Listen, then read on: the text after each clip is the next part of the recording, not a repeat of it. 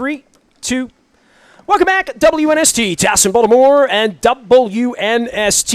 We're doing Baltimore Positive. We are at State Fair in Catonsville doing part 2 with legendary journalist and great enemy of the people and former co-worker of mine. C. Fraser Smith is here. New book. Let's go, because this is about this, right? This is I think it's a book that I hope everyone listening, watching on Facebook, I hope you get out there, and Fraser's going to tell us how you can get the book. But fascinated when you have the experience that Fraser does to sit down and write a book called The Daily Miracle. We're going to have him talk about the title and what that means. I was interested, Fraser, and I want to read just a little bit from the prologue, but I love the quote at the beginning of the book. "Time is passing, my dear, and soon no one will know what you know and I know." Vladimir Nabokov. What led you to pick that quote?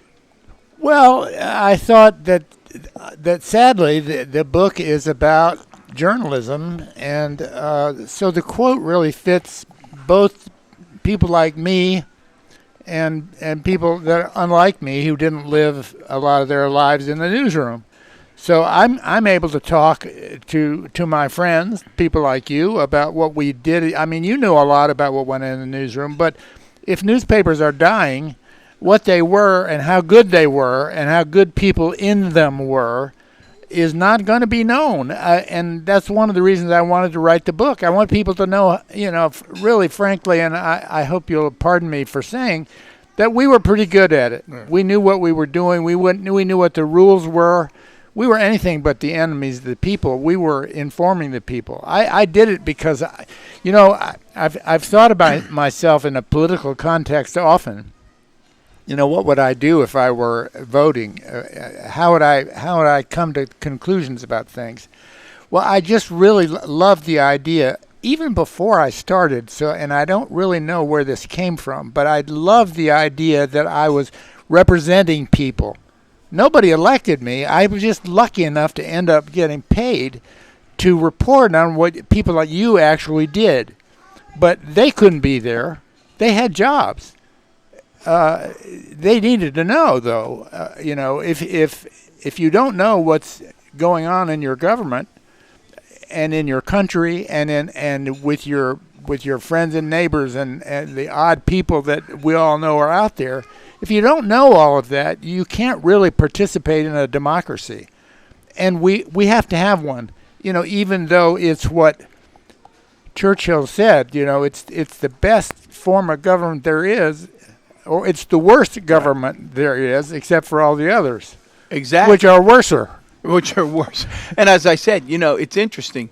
People have often asked me over the years, press have a bias. I said, if the press has a bias, it's not about the political party. It's not about who's in power.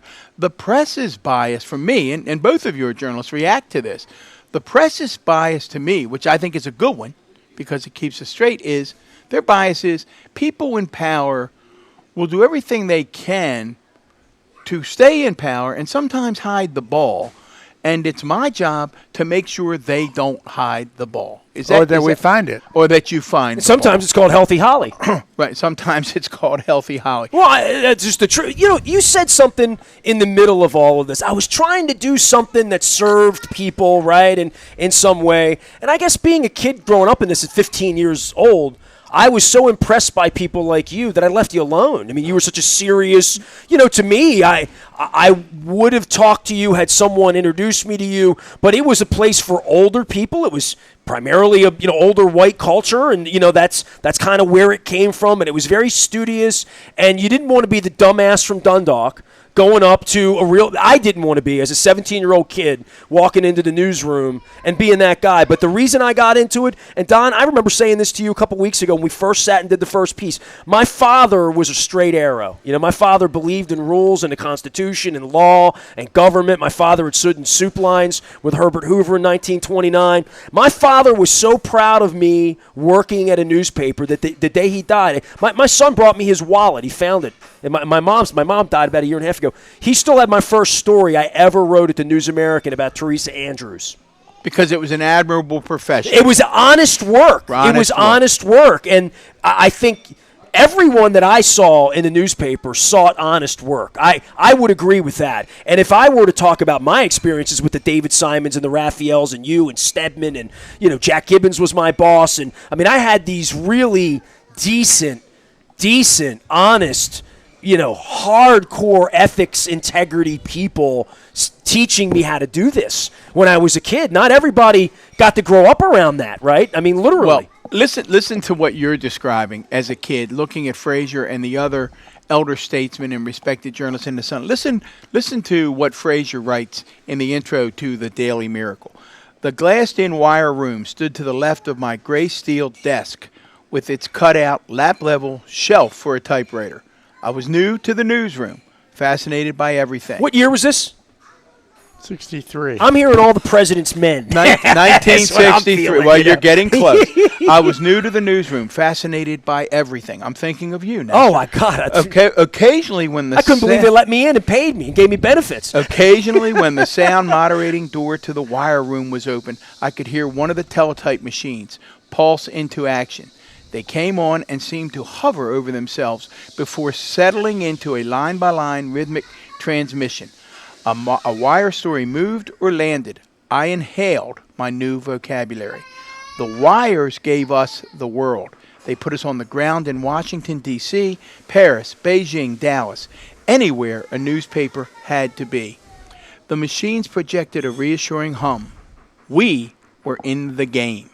Most of the time, a wire story demanded no immediate action. Sometimes, often stories rolled out of the machines to pile up in a whirl on the floor. Most of them would never make the paper. The copy boy attendant, balancing a dozen chores, seemed to know without checking when something important was moving. Over time, he had a sense of what was usable. He ripped it out of the machine with a muted matador's flair. With less drama, he reeled in the discards. Any wire story we ran carried the news service name Associated Press, United Press International principally. A reporter was out there doing what I thought I might do one day if I ever got an assignment. Bigger newspapers had their own bureaus across the nation and the world. The Jersey Journal, where I started with newspapers in 1963, had the wires. They would bring us coverage of President Kennedy's trip to Dallas. No concern of mine, I had no role. The news from a presidential trip, I learned, might begin and end with accounts of his reception. Maybe there would be an obvious angle. How would this part of the South receive him? Would this be the story of a nation moving past political and religious anti-Catholic issues that marked the campaign? Would throngs or empty spaces answer the questions? The wire room savant would be alert. Sound, the teletype starting and stopping, the bells signaling the arrival of a story, defined every step of the process. Bells rang more loudly and longer depending on the story's importance. Datelines, along with a one or two word description, topped each story. The sounds helped me repress the idea of marching up to the city desk with what? Occasionally I just zoned out. Then I heard the wire ring bells ringing and ringing.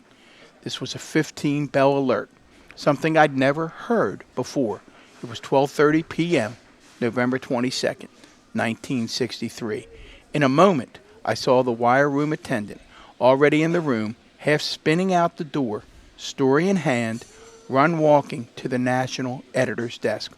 One word came before the Dallas dateline. Capital letters, urgent. Urgent. Urgent was the wire. And that story for you, the Kennedy shooting, for me was the Len Bias death. That was the morning that of all the mornings I've worked at the Evening Sun for 6.5 years, that was the morning I remember. More than anything, and you wrote a book on it, and the newspaper part of this and how much newspapers change. I grew up as a kid wanting to be Oscar Madison, and I idolized John Stedman, and I followed him everywhere, and he called me hard metal because he thought heavy metal was hard metal, and he knew I liked music. Mentors for you when you got into this that still you hear in your head. I hear Jack Gibbons like the pitchfork in Animal House on my shoulder. I hear Don Moeller sometimes too, but I hear my father. You hear what do they say? The good angels, right? That teach you how to do this. Well, the newsroom was a great journalism school. I didn't go to journalism school. I'd been in the Air Force. I'd been in universities, of course, and I felt like I had been institutionalized all that period. I wanted to get on the street, and so the first part of your newspaper career is not horribly exciting. Not horribly. It's not exciting actually, because I thought I started in Jersey City. I was learning the city funeral home by funeral home. That's basically that's what I did, and I loved it actually. A lot of people that I know and that I've grown into the business with didn't particularly like it. They wanted to be doing something that was you on wrote the news. obituaries, is what you did, or no? Absolutely, I That's did what it you all. did. So you were Jacques Kelly and Fred Rasmussen before Jacques Kelly and Fred Rasmussen. I love doing it. I was learning, and I just love telling the stories of people that the funeral homes were loving us because they wanted our stories, the stories of the people that they were dealing with, in the newspaper. So we had to have a photograph. Everybody didn't have a photograph in those days. Everybody didn't have a phone with a photograph. And these are people who were born in the 1800s that you're burying at this point, right? Like, so you're not very many. Okay, but this is 1960s. I would think these were rich there might have stories to been tell. some. For Early people. 19, yeah, But all these people lived through world wars and had stories, right? Rich stories. Well, my point here is there was something we called at the Jersey Journal. It was called the feature obituary. In Baltimore, it's called the obit du jour, the obituary of the day. Well, in Jersey City, it was a set piece, 44 lines of type, and a photograph. So that's the big one. That's the one that gets the one that ran on picture. the top of the Right, page, right. and I wanted to be there. I just desperately wanted to.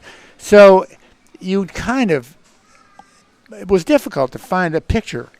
I mean, people who had cameras often didn't know how to use them. So I say in the book that one of my gets, one of the photographs I got, was this guy that had drowned, and he was photographed on the beach, lying there in a sort of a Hawaiian shirt that was sort of out of focus. But, we were after a photograph, and if you got one, then your story was going to run at the top of the page. So, I mean, I was just over the moon about that. I got to write. At 44 inches, I was learning about length, and I was learning about everything and writing obituaries. So I love doing it. Well, it's clear you love doing it. You did it for decades, and you did it well. Talk to us about the Daily Miracle. First of all, before you get into how we come up with the title, where do people get it? How do I find the Daily Miracle? You're not going to be able to get it for a couple of months. Okay. It's going to be available in September or October. Right. And I assure you that you will know how to get it by then. I'll come back here and talk to you about how to get it. We'll have you back. And so stay tuned. Look for the Daily Miracle coming out in September or October. Talk about the title. How'd you come up with the title? Well, it's something that you hear disgruntled people say in newspapers everywhere. It's not a term I invented. It's something, and it's based on the idea. There are two ideas actually. One of them is that it's heavy industry newspapers. If you're just talking about the mechanical stuff that has to happen, the composing room, the stereotypes, the pressman, all of that enormous equipment that has to work properly, which almost always it does. Every floor was like its own silo on Calvert Street to some degree. You get off the elevator, there was, up top was where the bosses were. The fifth floor was where the composing room was below that. You go down to the presses. It was an unbelievable, loud, vibrant.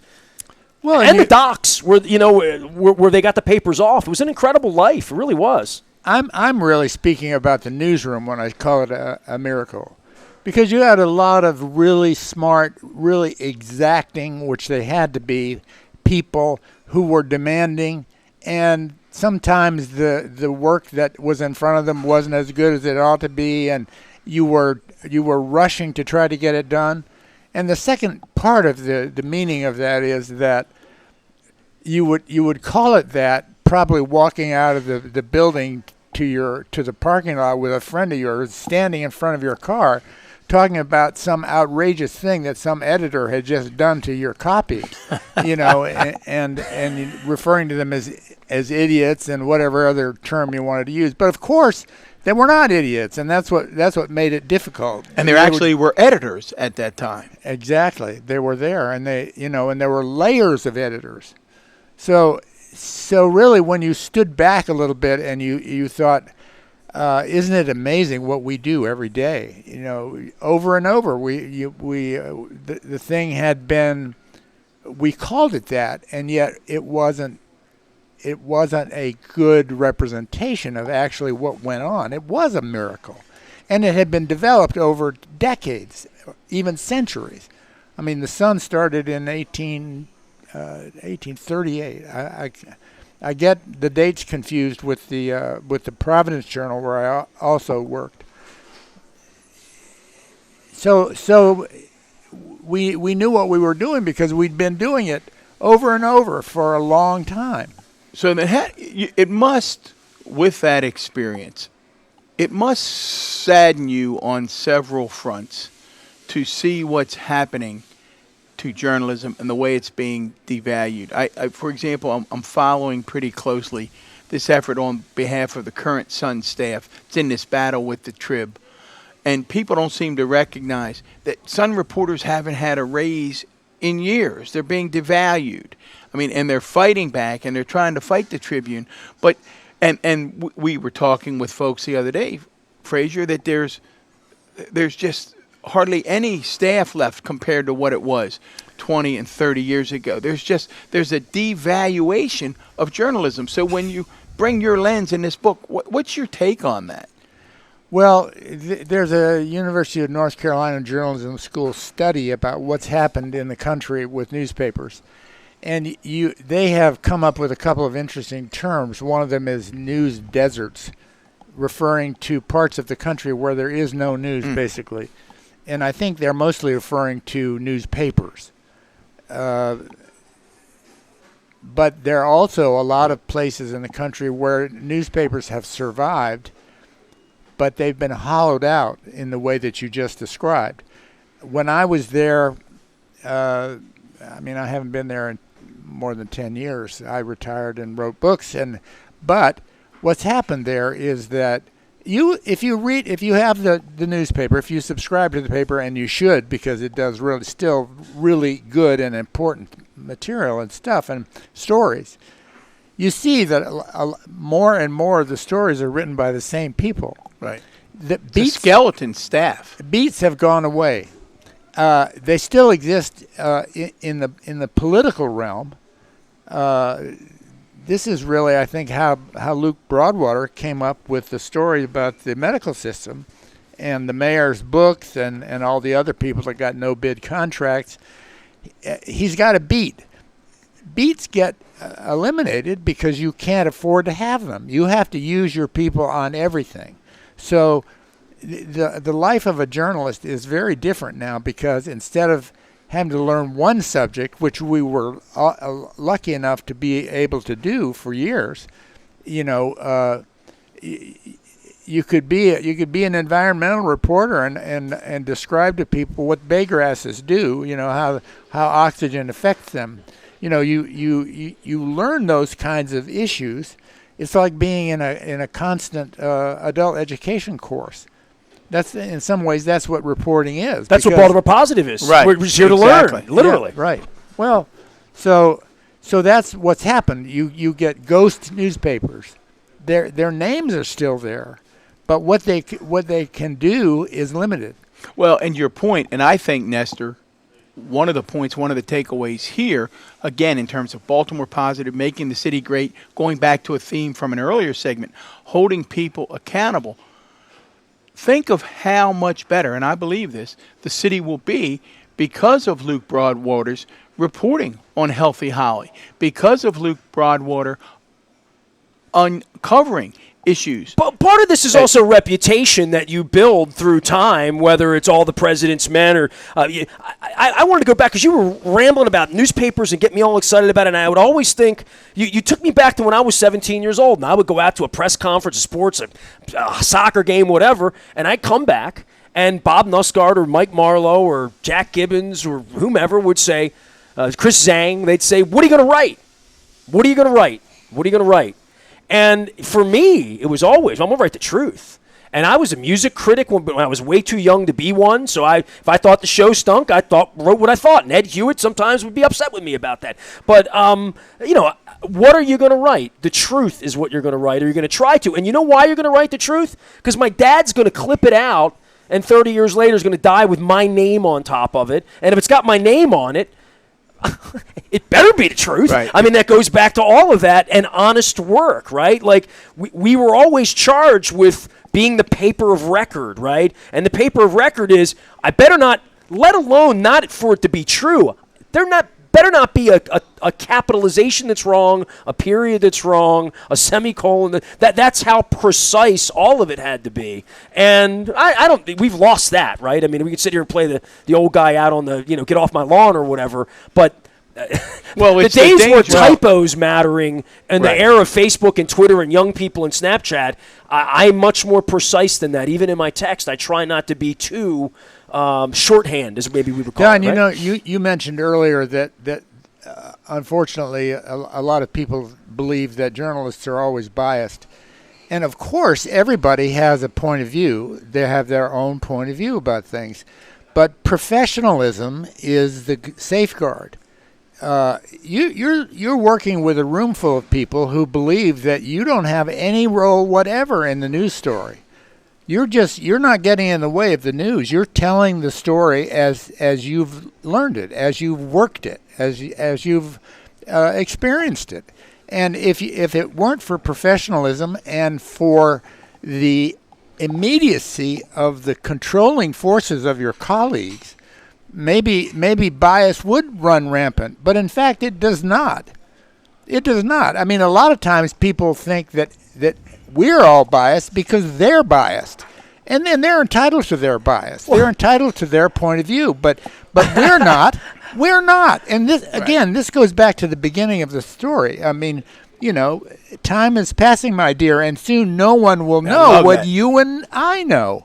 Love it. Well, I'm laughing a little bit because, we're going to write the truth, and here's the newspaper. So, me being a sports guy, over here would be the news of what happened, and over here would be what Rosenthal or Eisenberg think.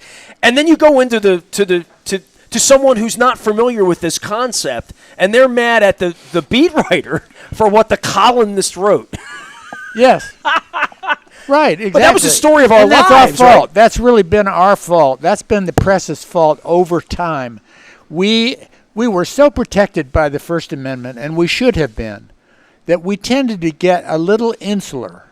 And even though there were efforts periodically to do the kind of educating of people that was necessary, we didn't do enough of it. So that people, unfortunately, were living with the result of not doing the kind of educating that we should have been doing.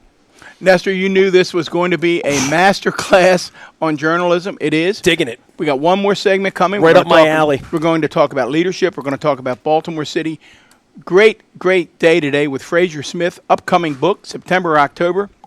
The Daily Miracle. Put it on your watch list. You won't want to miss it. We're at State Fair. In Catonsville, we are WNST.net, AM 1570, and WNST Towson, Baltimore, and we never stop talking Baltimore sports. Good.